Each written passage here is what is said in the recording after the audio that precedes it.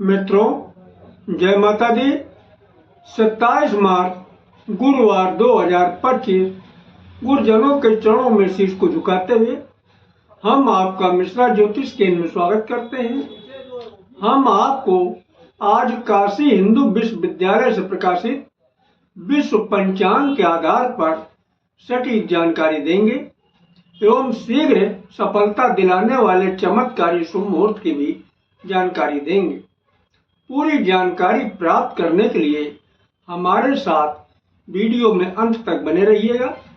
अभी तक आपने हमारा चैनल सब्सक्राइब नहीं किया है तो प्लीज वीडियो शुरू करने के पहले मिश्रा ज्योतिष केंद्र को सब्सक्राइब अवश्य कर लीजिएगा और बेल आइकन की घंटी बजा दीजिएगा, क्योंकि आपका एक सब्सक्राइब हमारे लिए महत्वपूर्ण है। हम आपको बधाई देते हैं जिनका कि आज जन्मदिन है। हम आप लोग को हार्दिक शुभकामनाएं दे रहे हैं जिनकी कि आज मैरिज एनिवर्सरी है। हम आप लोगों को यानी जो इस वीडियो को देख रहे हैं इनकी दिक्कत परेशानी दूर हो, माता रानी से विनती करते हैं। 27 मार्च गुरुवार 2025 आज का पंचांग श्री सुसंवत 2081, शक संवत 1946, सूर्य उत्तरायण, बसंत ऋतु, चैत्र मास, कृष्ण पक्ष, रात्र में 9:03 तक जो है त्रयोदशी रहेगी। तदुपरांत चतुर्दशी तिथि आरंभ होगी। सद्विकार नक्षत्र रात्र में 10:53 तक रहेंगे। तदुपरांत पूर्वभाद्र नक्षत्र आरंभ हो जाएगा। साध योग 7:13 तक और शुभ योग प्रातः 4:45 तक। गर्करण प्रातः 9:49 तक, बलिजकरण रात्र में 9:08 तक। चंद्रमा कुंभ राशि में, यानी आज के जन्मे हुए सभी बच्चे कुंभ राशि के होंगे। चंद्रवास पश्चिम दिशा। आज पश्चिम दिशा की यात्रा करना आपके लिए लाभदायक साबित होगी। सूर्योदय प्रातः 5:55 पर होगा। सूर्यास्त शाम को 6:05 पर है। चंद्रोदय 5:01 पर है। दिशा शूल दक्षिण दिशा, परिहार जीरा। आज दक्षिण दिशा की यात्रा करना आपके लिए हानिकारक हो सकती है। थोड़ा सा अगर आप जीरा खा के दक्षिण दिशा की यात्रा शुरू करते हैं तो यात्रा में सफलता के योग बन जाते हैं। ब्रह्म मुहूर्त का समय प्रातः 4:19 से आरंभ होगा। ब्रह्म मुहूर्त एक शुभ मुहूर्त है। ब्रह्म मुहूर्त में साधना करना, व्यायाम करना, अध्ययन अध्यापन के कार्य में बड़ी जल्दी सफलता प्राप्त होती है।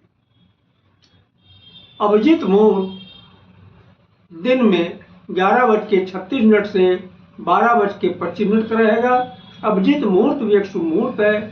जो भी काम इस मुहूर्त में किए जाते हैं इसमें सफलता जरूर प्राप्त होती है।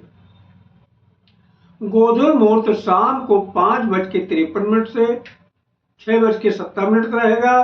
गोधूल मुहूर्त में सोना और घर के अंदर झाड़ू लगाना, ये दोनों चीज वर्जित होता है। शास्त्रों में ऐसी मान्यता है गोधूल मुहूर्त में ये दो काम करने वालों से लक्ष्मी रुष्ट हो जाती हैं, यानी घर के अंदर दरिद्रता आना व्याप्त हो जाता है। राहु काल दिन में 1:30 बजे से 3 बजे तक। गुलिक काल प्रातः 9 बजे से 10:30 तक। यमगंड काल प्रातः 6 बजे से 7:30 बजे। किसी भी शुभ काम की शुरुआत अथवा यात्रा का आरंभ राहु काल में न करें, क्योंकि जो भी शुभ काम राहु काल में किए जाते हैं कदम कदम पर दिक्कत और परेशानी उठाना पड़ता है।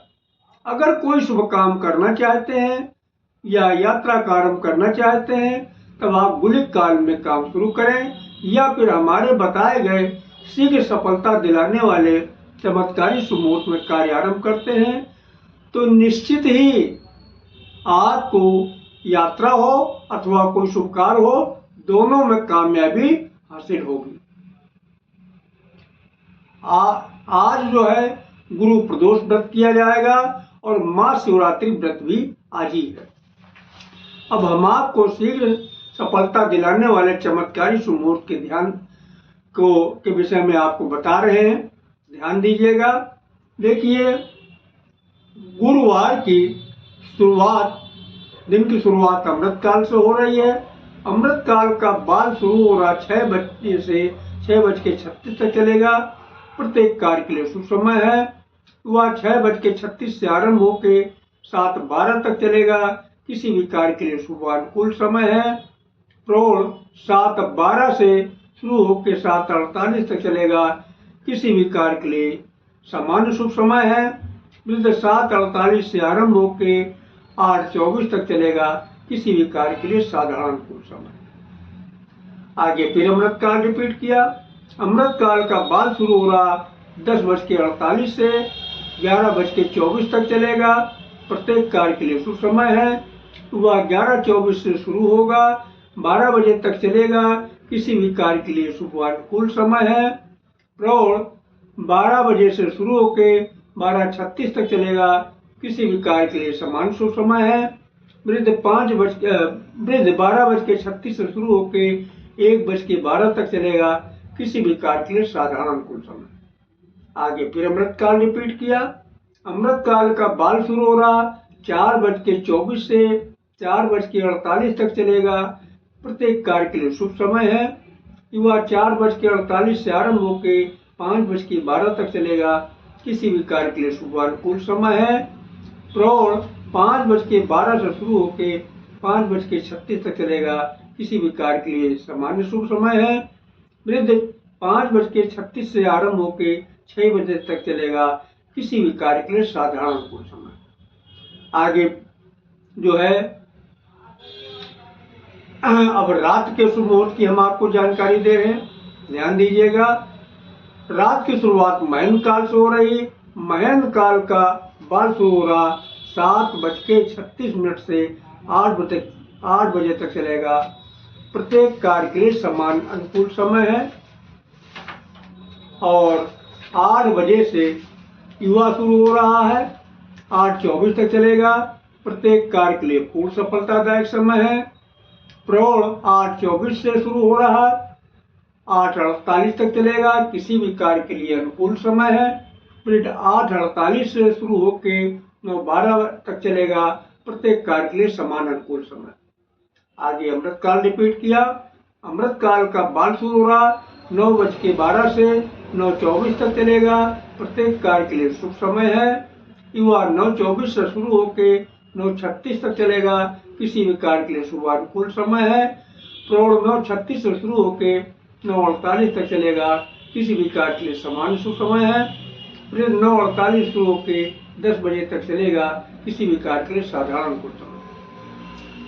आगे अमृत काल फिर रिपीट किया। अमृत काल का बाल शुरू हो रहा 1:12 से और 1:36 तक चलेगा। प्रत्येक कार्य के लिए शुभ समय है। वह 1:36 से शुरू होकर 2 बजे तक चलेगा। किसी भी कार्य के लिए शुभ अनुकूल समय। प्रौढ़ 2 बजे से शुरू होकर 2:24 तक चलेगा। किसी भी कार्य के लिए समान समय है। वृद्ध 2:24 से शुरू होकर 2:48 तक चलेगा। किसी भी कार्य के लिए साधारण अनुकूल समय। आगे फिर अमृत काल रिपीट किया। अमृत काल का बाल शुरू हो रहा 4:24 से 4:48 तक चलेगा। प्रत्येक कार्य के लिए शुभ समय है। वह 4:48 से शुरू होकर 5:12 तक चलेगा। किसी भी कार्य के लिए शुभ अनुकूल समय है। प्रौढ़ 5:12 से शुरू होकर 5:36 तक चलेगा। किसी भी कार्य के लिए सामान्य शुभ समय है। वृद्ध 5:36 से शुरू होकर 6 बजे तक चलेगा। किसी भी कार्य के लिए साधारण अनुकूल समय। तो ये रहे शीघ्र सफलता दिलाने वाले चमत्कारी शुभ मुहूर्त, इनकी मैंने आपको जानकारी दे दी। अब इनकी एक बारीकी आपको बता देना उचित समझते हैं। इनकी जो बेसिक है, इस विद्या की खोज करने वाले महाराज विक्रमादित्य के समय में एक बहुत बड़े जो है ज्योतिषाचार्य हुआ करते थे, जिनका नाम था श्री बरहामीन। इस विद्या की खोज करने वाले वही हैं। तो इन्होंने जो है यहाँ पर दिन की शुरुआत को प्रातः 6 बजे से मानी है और इसी तरीके से रात की शुरुआत को भी शाम 6 बजे से मानी है। एक शब्द इन्होंने बार बार इस्तेमाल किया है, महेंद्र काल और अमृत काल। ये है क्या? देखिए, महेंद्र काल एक शुभ मुहूर्त है और अमृत काल भी शुभ मुहूर्त है, लेकिन महेंद्र काल को इन्होंने प्राथमिकता का दर्जा दिया है, इसके बाद का दर्जा अमृत काल को दिया। तो जहां तक संभव हो सके आप महेंद्र काल में काम शुरू करते हैं तो निश्चित ही आपको बहुत जल्दी सफलता हासिल होगी। ठीक है। अब एक शब्द इस्तेमाल और किया, बाल, युवा, प्रौढ़। देखिए, इन्होंने समय को 4 भागों में बांट दिया। कौन कौन 4 भाग? बाल, युवा, प्रौढ़। आपको आसानी से समझ में आ जाए इसके लिए बहुत छोटा सा उदाहरण दे रहे आपको। देखिए, जब आपने जन्म लिया तब आप बच्चे थे, बचपना था। उम्र बढ़ी, बचपना खत्म हो गया, बच्चे नहीं बचे आप, अब आप हो गए जवान। जब और उम्र बढ़ी फिर अब आप जवान भी नहीं रहे, जवानी और बुढ़ापे के बीच में आ गए, यानी आप अधेड़ हो। जब और उम्र बढ़ी तो आप अधेड़ भी नहीं बचे, अब आप वृद्ध हो, यानी बूढ़े हो। अधेड़ भी नहीं रहे, अब आप बूढ़े हो गए। अब हम आपसे एक छोटा सा सवाल जानना चाहते हैं। प्रश्न हमारा ये है कि कौन ज्यादा ताकतवर होगा, एक छोटा सा बच्चा या बूढ़ा? आप लोग का जवाब सही है, ना ज्यादा ताकतवर बूढ़ा होगा ना ज्यादा ताकतवर बच्चा होगा। फिर ताकतवर होगा कौन? सही आप लोगों ने अंदाजा लगाया, ताकतवर होगा जवान या फिर अधेड़। तो चाहे आप महेंद्र काल में काम शुरू करें या अमृत काल में काम शुरू करें, महेंद्र काल में यात्रा की शुरुआत करें या अमृत काल में यात्रा की शुरुआत करें, मैं शुभ काम की बात कर रहा हूं। तो आप जो है युवा या प्रौढ़ा में काम शुरू करते हैं तो निश्चित ही आपको कामयाबी बहुत जल्दी हासिल होगी। हाँ, इन्हीं कारणोंवश अगर आपको युवा और प्रौढ़ा का समय नहीं मिल रहा तब आप बाल और वृद्ध का भी इस्तेमाल कर सकते हैं, तब भी कामयाबी मिलेगी।